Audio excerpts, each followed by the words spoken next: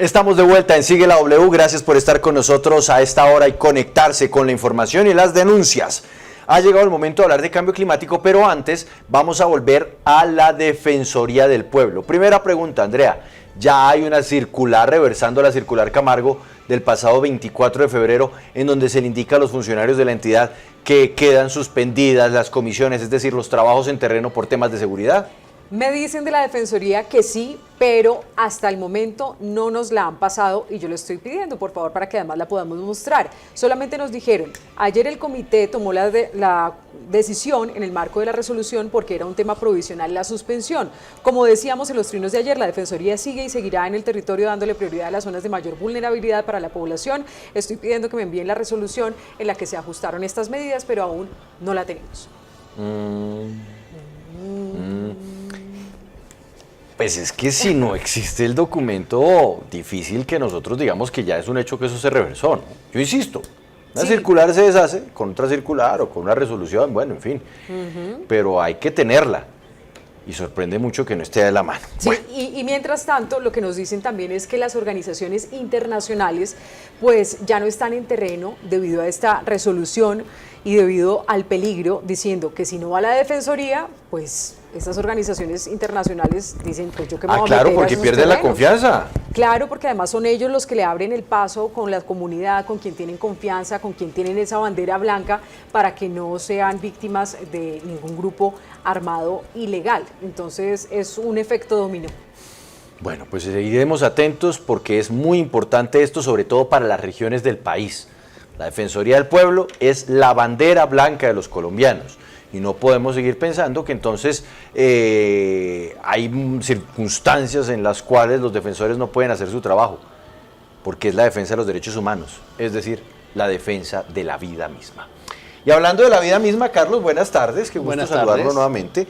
Hablemos de cambio climático. Ya tenemos que decir que estamos ante una situación irreversible y mejor que ya nos vayamos despidiendo. Chao, Paola, fue un gusto conocerla. Andrea, Mauricio, porque no hay nada que hacer. Bueno, ¿cuánto tiempo? No tanto. ¿Cuánto me despido o qué? Yo sé que a ustedes les gustan las noticias negativas en lo del cambio climático, le encanta cuando hay punto de no retorno, claro que sí.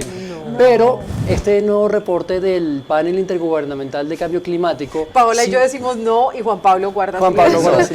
No, pero es que yo dije las horas, yo estoy solo Juan Pablo. esperando que llegue el momento. Sí. Perdón. No se preocupe. Entonces, este reporte se llama Impactos, Adaptación y Vulnerabilidad. Le escribieron más de 270 científicos. Una de ellas es Matilde Rusticucci, doctora en Ciencias de la Atmósfera de la Universidad de Buenos Aires, y ella es la autora principal de Centro y Sudamérica de todo este reporte, que es el capítulo 12. Matilde, bienvenida a Sigue la W, buenas tardes y muchas gracias por estar con nosotros. Buenas tardes, ¿cómo están ustedes? Bien, gracias. Doctora Matilde, antes de empezar con la primera pregunta, yo quiero comentarle que aquí en Sigue la W hemos cubierto mucho el tema de cambio climático y muchos científicos dicen que ya llegamos al punto de no retorno, y quiero que usted vea un flashback, una memoria que tuvimos el año pasado en Sigue la W con Marcus Rex.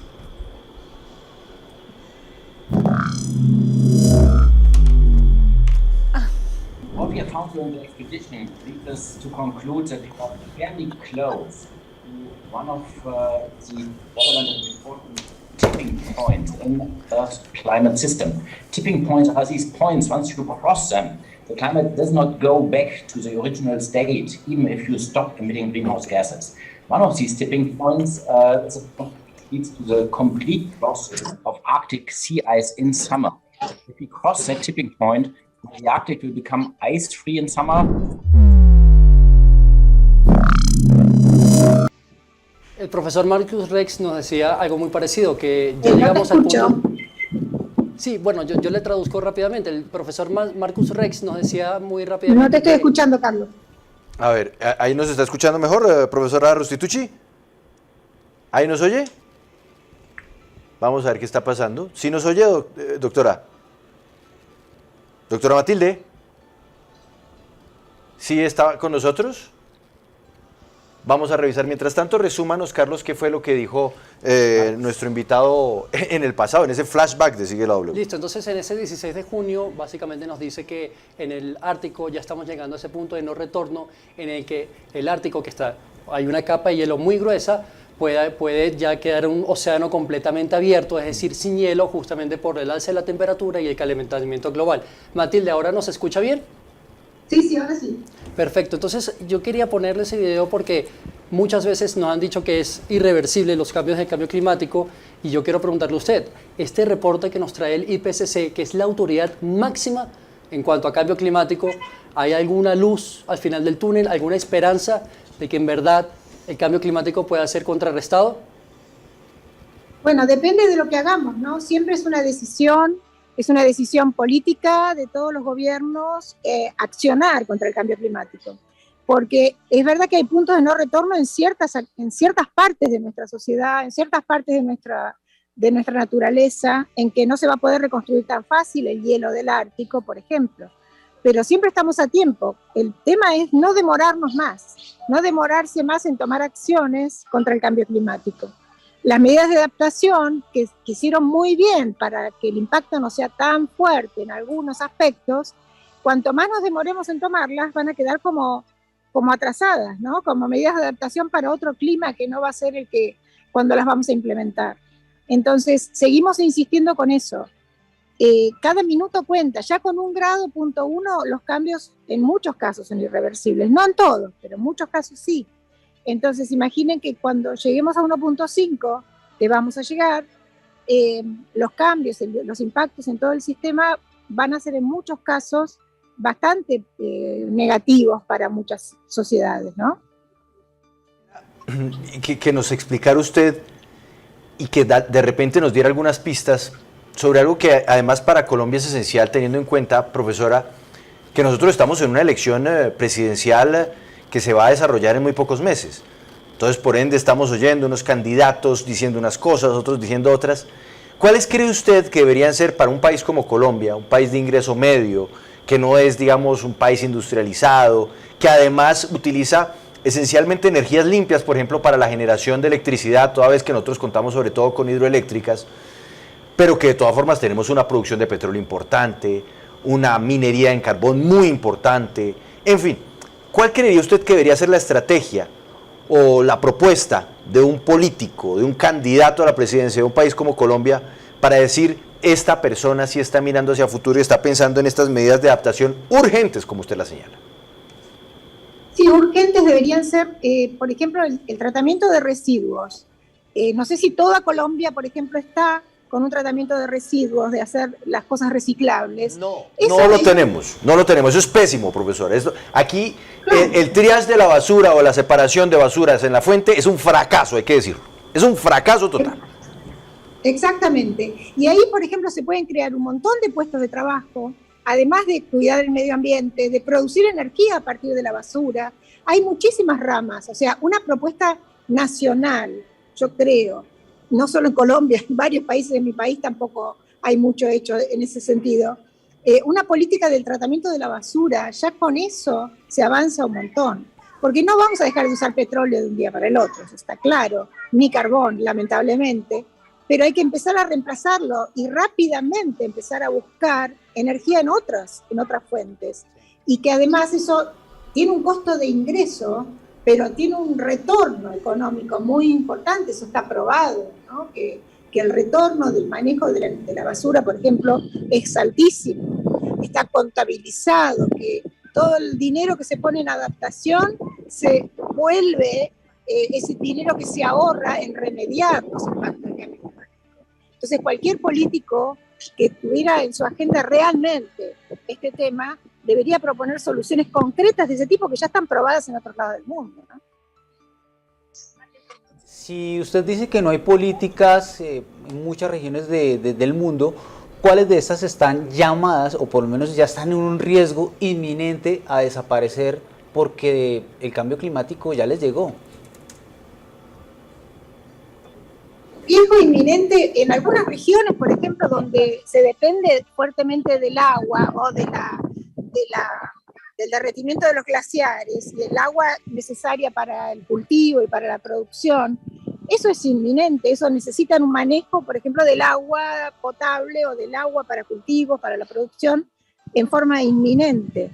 Y también hay herramientas ya probadas para esto, lo que en general lo que se sabe es que en muchos lados ya esto está probado. El conocimiento indígena, rescatar el conocimiento de pueblos aborígenes, de pueblos originarios, mejor dicho, que ya saben cómo manejar ciertas cosas en forma más natural y en forma más consistente con la naturaleza, debería considerarse y ponerse en primer plano, ¿no? Rápidamente. Sí, yo quiero preguntarle por el compromiso con los políticos, para que no quede todo solamente en la fotografía de los presidentes en Latinoamérica, en Europa, que se comprometen. ¿Hay algo más o que esos acuerdos lleguen más cercanos a la ciudadanía, que existan unos compromisos un poco más serios y que no se queden solamente como un adorno de papel, o definitivamente hasta allá no puede tener ese alcance esos compromisos que hacen en materia de cambio climático? Bueno, los compromisos son todas decisiones políticas, ¿no? Claramente. Lo que nosotros podemos hacer es reclamarle a nuestros políticos que cumplan los acuerdos realizados. Si ellos no toman ese compromiso, si no lo llevan a cabo, nuestro compromiso como ciudadanos debería ser reclamar a las autoridades para que tomen esas acciones que han prometido, ¿no? Claramente. En los papeles, como vos decís, está escrito esos compromisos, hay que cumplirlos. Y si no los cumplen, nosotros los ciudadanos deberíamos reclamarlos. Matilde, ahora yo quiero retomar una frase que dijo el secretario general de la ONU, Antonio Guterres, y él dice que él ha visto muchísimos reportajes en toda su vida y sobre todo en su posición, reportajes científicos, pero nunca ha visto uno como este. Y quiero ahora hablar de los impactos, porque para 2030 tenemos compromisos, 2050, 2100 también, para no sobrepasar esa subida de temperatura de 1,5 grados centígrados. Pero ahora quiero que usted nos plantee un panorama un poco dantesco de qué pasa si no se cumplen esos compromisos. Él también decía que casi la mitad de los ciudadanos en el mundo estarían afectados con estos nuevos efectos del cambio climático. ¿Cómo sería la vida en ese entonces si no se cumplen con los acuerdos? Bueno, claramente, las proyecciones, los impactos están dados por los eventos extremos generalmente, ¿no? O sea, más días con olas de calor, más días con precipitaciones intensas y con sequías prolongadas. ¿Eso en qué impacta? Impacta, depende de la región, puede impactar en incendios. El incendio forestal, por ejemplo, se produce por sequía, por mucho calor, impacta en la salud humana porque estamos respirando un aire más contaminado. Los sistemas de salud se van a ver afectados. Si el sistema de salud no está preparado para recibir estos nuevos casos, por ejemplo, podrían colapsar por ese lado. Por otro lado, lluvias intensas, como ustedes conocen y todos conocemos, producen deslaves, producen inundaciones repentinas, producen muertes inmediatas. Entonces, los impactos son concretos. Entonces, en ese sentido, todo al final, digo yo, termina en la salud y en el impacto económico. O sea, todo se puede cuantificar económicamente, pero todo se puede cuantificar en cuántos más casos afectan a la salud de diversas maneras, ¿no? En todos estos eventos extremos que se van a dar con mayor frecuencia en la medida que no se tomen las medidas correctas. Y ahora quiero hablar de los culpables, porque uno de los autores del reportaje dice los culpables son muy claros, pero a nosotros y capaz también a la audiencia no nos queda muy bien eso. ¿Cuáles serían los culpables claros en esta problemática? ¿Cuáles serían los culpables, los responsables que llegamos a este punto? Responsables somos un poco todos. Obviamente hay más responsables que otros. Los países que se han desarrollado a partir del petróleo claramente han emitido mucho más. Los países más industrializados se han podido desarrollar. En ese sentido son culpables, si quisiera llamarlos, son responsables. Pero también tienen la responsabilidad de ir para atrás, ¿no? De frenar este calentamiento apoyando a los otros países. En ese sentido, pero todos somos responsables. Todos podemos hacer algo en nuestros países. Todos podemos y debemos hacer algo en nuestra vida cotidiana. Profesora, yo le quiero hablar de 3 elementos o 3 factores para ver si usted me puede ayudar a ver tal vez con cuál se podría hacer una mayor diferencia. Aviones, automóviles o coches y plásticos. A la larga hay un denominador común en estos 3, ¿no? Y es el petróleo, que finalmente es lo que sirve para movilizar a los 2 primeros o lo que sirve para la producción del tercero. Pero ¿cuál cree usted que de estos 3 podría ser el de más fácil control, digámoslo así, por parte de nosotros, los habitantes del común del planeta, para conseguir romper esa dependencia que le hace tanto daño al planeta? Los aviones van avanzando en su combustión, pero claramente sabemos que somos un mundo globalizado que debemos conectarnos. La pandemia nos enseñó que hay muchas cosas que podemos hacer vía online, que no necesitamos movilizarnos para reunirnos. Ahí se ahorró bastante, ¿no? En cuanto a los aviones y a la movilidad. Los carros claramente deberían fomentarse el uso de carros completamente eléctricos que se enchufen, ¿no? Plug-in en algún lado para evitar el uso de petróleo. Pero el plástico se puede reemplazar, se debe hacer plástico reciclable, se debe volver a utilizar bebidas en envases que sean retornables, se debe un poco volver atrás.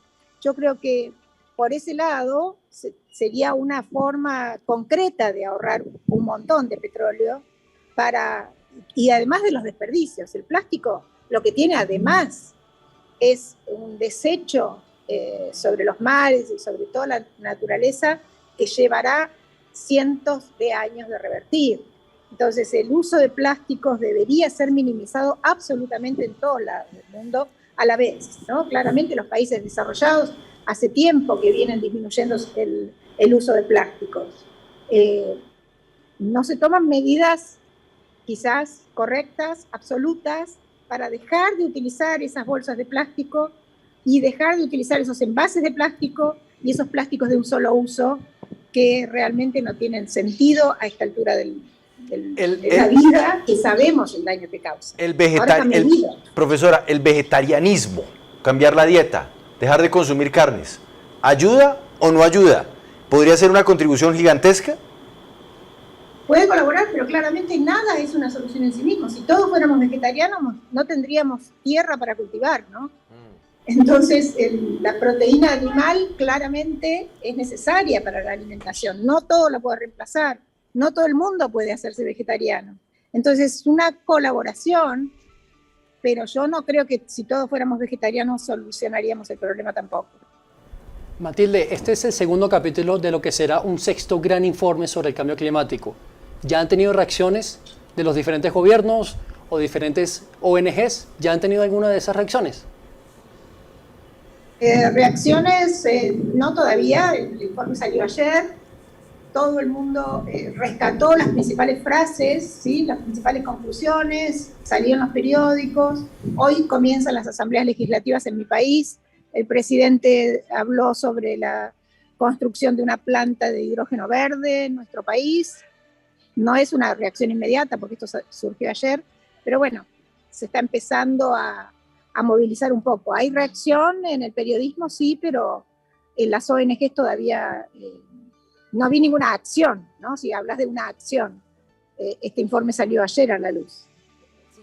Doctora, yo quiero preguntarle por algo tan cotidiano, pero que me pone a pensar mucho, los tapabocas, la cantidad de tapabocas que a la semana utilizamos, pues nos tenemos que cuidar en esta pandemia, por supuesto, pero no sé si ustedes han tenido iniciativas o qué podemos hacer desde nuestros hogares, por ejemplo, con el tapabocas, con el reciclaje. ¿Qué hacemos para que llamemos la atención también en el día a día de nuestras familias? Nosotros hemos desarrollado, en nuestro país, el CONICET ha desarrollado un tapabocas que es lavable y que se puede utilizar durante 30 días si uno lo lava 30 días seguidos, por ejemplo. Eso reduce, ¿no? 1 sobre 30 veces reduce el uso de los tapabocas descartables, claramente. Estos tapabocas son muy efectivos y se lavan todos los días, entonces durante un mes usamos el mismo, por ejemplo. Pensar en esas soluciones, pero lo que hay que pensar es que el residuo no puede quedar suelto por ahí e ir al océano, y hay que buscarle la forma de reciclar. Profesora, y antes de despedirla, porque, bueno, hablamos de los combustibles, y usted mencionó pues la solución de los vehículos eléctricos, pero finalmente estos funcionan con base en una cantidad gigantesca de productos que vienen de la minería. Muchos de ellos son metales raros, que además solamente se consiguen en algunos lugares del planeta. Eso no es como, no sé, cambiarse de muda, pero a la larga seguir haciendo lo mismo, porque para producir esos carros se necesitan hacer esas baterías, para hacer esas baterías hay que acudir a la minería, para acudir a la minería se le hace un daño al planeta. ¿Es como lo mismo, pero con otra cara? Lo que sucede, a ver, yo creo que tenemos que tener claro que al empezar, al vivir en la humanidad, interactuar con la naturaleza, crea un impacto, genera un impacto en la naturaleza. Lo que tenemos que tratar es de reducir el impacto negativo, tratar de reducir al máximo el impacto negativo que puede tener. Movilizarnos, nos tenemos que movilizar. Tratar de reemplazar por bicicletas es correcto, lo puedes hacer en ciudades, pero no lo puedes hacer en todo el país, ¿no? Ambos países son bastante extensos, no puedes desplazarte fácilmente. Sería ideal reemplazar el movimiento de los carros por trenes o por otros vehículos más sustentables. Entonces hay muchas acciones que se pueden tomar, pero claramente la extracción de la minería podría ser, hay metodologías mucho más ecológicas que otras, por ejemplo. Tratar de tomar siempre el camino que menos impacto genere. Impacto vamos a generar siempre. O sea, para no generar impacto, mejor morirnos. Ay, no.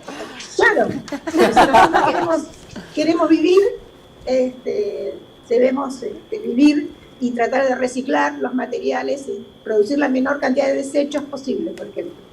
Profesor. Pensar esa opción. Pero, si ve, Andrea, no le digo que el único que se alegra es Juan Pablo, por eso dije usted. No, la profesora dice que hay mecanismos, Ay, no, hay maneras. Yo sí prefiero ya desaparecer, Él no sí es más, más negativo, hacerle más profesora. daño a este planeta, ¿para qué? Sí. Profesora Matilde, muchas gracias por estar con nosotros desde este panel internacional del cambio climático, darnos su perspectiva y sobre todo pues tratar de mirar soluciones, lo que podamos hacer, pero es necesario que los estados actúen, porque si los estados no están en sintonía con esto, es imposible avanzar. Muchas gracias. Correcto, muchas gracias. Muy oportuno su invitada, Carlos. Claro, Carlos, porque muy importante. ella es doctora en Ciencia de la Atmósfera de la Universidad de Buenos Aires, también es investigadora principal de CONICET y es la autora principal de Centro y Sudamérica. Y la verdad es que yo me quedo con algo, y es, si uno resuelve el problema de reciclaje, no solo ayuda al cambio al planeta, que a muchas personas no le interesa, sino también crea economía, crea empleo, circulación de plata. Es muy interesante esa parte. Doctora, además, ella sí, es doctora, doctora, pero doctora. a muchos políticos, ella es la especialista en el tema. Bueno, nos vamos. Sigue la W en Digital. Muchas gracias por su sintonía. Mañana tenemos una cita a las 12, ¿no, Andrea? A las 12 en W Radio Colombia, en YouTube y Facebook, pero además en la radio. Exactamente. ¿Y a partir de la 1, Paola? En Sigue la W Digital, W Radio Colombia en Facebook y en YouTube Live. Se le ve muy bien su tablero, Paola. Gracias. Tablero digital. Ustedes, muchas gracias por estar con nosotros. Mañana tenemos otra cita.